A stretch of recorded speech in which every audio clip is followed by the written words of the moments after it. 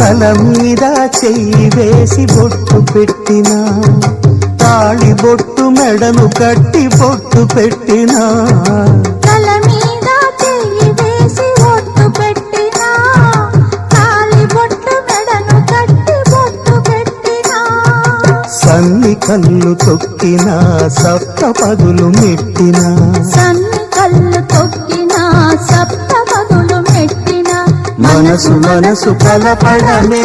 Share చేయండి, కానీ subscribe చేయడం మాత్రం మర్చిపోకండి.